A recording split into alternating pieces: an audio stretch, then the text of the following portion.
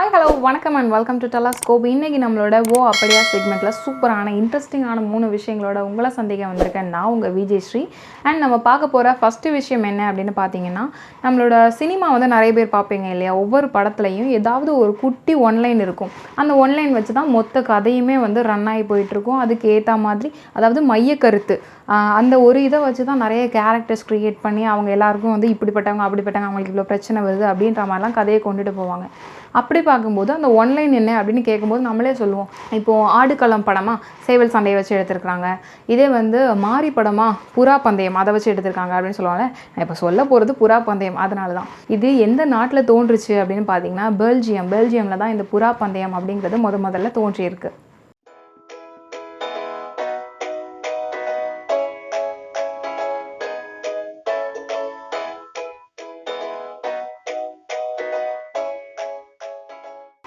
ரெண்டாவது விஷயம் என்ன அப்படின்னா, நம்ம காமெடியிலலாம் வரும் இல்லையா? நான் பஸ்ஸில் டிக்கெட்லாம் எடுக்க மாட்டேன், நான்லாம் ஃப்ளைட்லேயே டிக்கெட் எடுக்க மாட்டேன், அதில் போகும்போது எப்படி பாதியிலே இறக்கி விடுவோம் அப்படின்ற மாதிரிலாம் கேட்பாங்கல்ல. இந்த மாதிரி இப்போது நமக்கு என்ன ஒரு டவுட் அப்படின்னா, ஃப்ளைட் மேலே போய்கிட்டே இருக்கும். போயிட்டுருக்கும்போது அதில் திடீர்னு பெட்ரோல் காலியானால் என்ன ஆகும்? கவலைப்படாதீங்க, போகிறதுக்கு முன்னாடியே எல்லாத்துலேயும் ஃபில் பண்ணி செக் பண்ணி அதுக்கப்புறமா தான் கிளம்பி போவாங்க.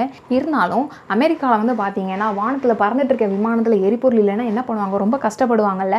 அப்படின்றதுக்காக புதுசாக ஒரு ட்ரோன் வகை விமானம், அது பேர் MQ-25 ஸ்டிங்ரே அப்படின்ற ஒரு ட்ரோன் வகை விமானத்தை இறக்கியிருக்காங்க.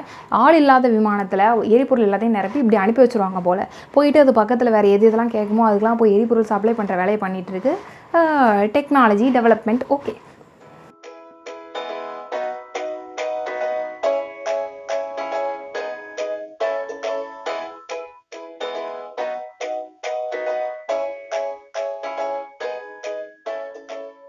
மூணாவது விஷயம் என்ன அப்படின்னு பார்த்தீங்கன்னா, கையில்லாதவங்களை பார்த்துருப்பீங்க, கால் இல்லாதவங்களை பார்த்துருப்பீங்க, ஆனால் தலையே இல்லாத ஒருத்தங்க இருக்காங்க. அவங்க யார் அப்படின்னா மிஸ்டர் நண்டு. அவங்களுக்கு தான் தலையே கிடையாது அப்படின்னு சொல்லியிருக்காங்க. இன்னொரு விஷயம் நான் உங்களுக்கு ஏற்கனவே ஷேர் பண்ணியிருக்கேன்.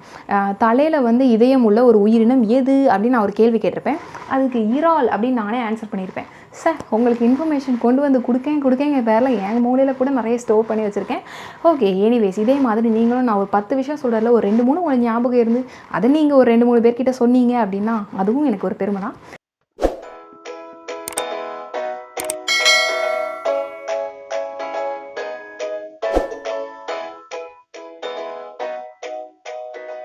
ஓகே, இதே மாதிரி அடுத்த ப்ரோக்ராமில் இன்னும் சூப்பரான 3 இன்ட்ரெஸ்டிங்கான விஷயங்களோட உங்களை சந்திக்கிறேன். Tata bye bye, see you, take care.